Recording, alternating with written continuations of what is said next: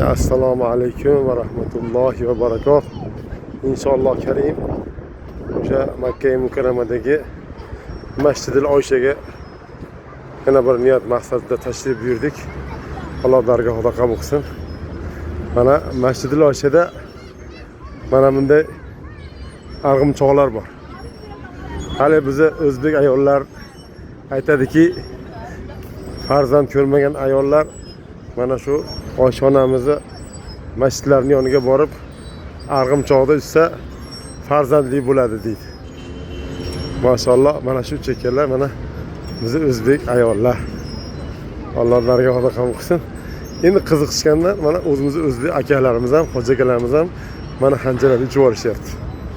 Alloh bizni o'zbeklarimiz qayerda bo'lsa shunaqa birinchi o'rinda turadi. Alloh dargohida qabul qilsin. Chiroyli holatda mana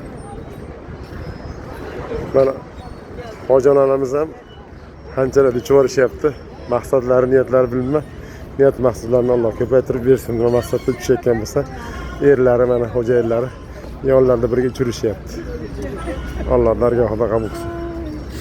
Albatta barcha birodarlarimizga mana bu Oysha onamiz masjidlariga kelib namozlar o'qish, ibodatlar qilish barchalariga nasib ro'za aylasin. Dunyo bo'yicha jamiki musulmonlar borki, bu joyga kelib ibodatlar qiladi. İnşallah.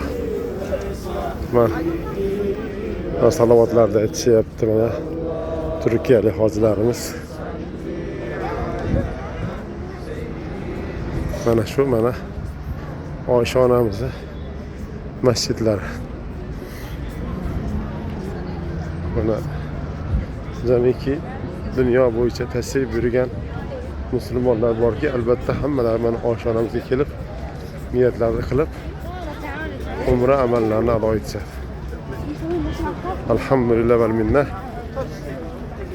Duo qilamizki, barcha birodarlarimiz ham ushbu joyga kelib chiroyli holatda niyatlarini qilib ibodat qilish barchalarimizga nasib ro'za aylasin.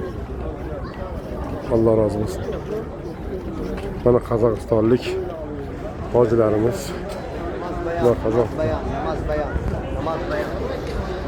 mana o'zimizning o'zbeklarimiz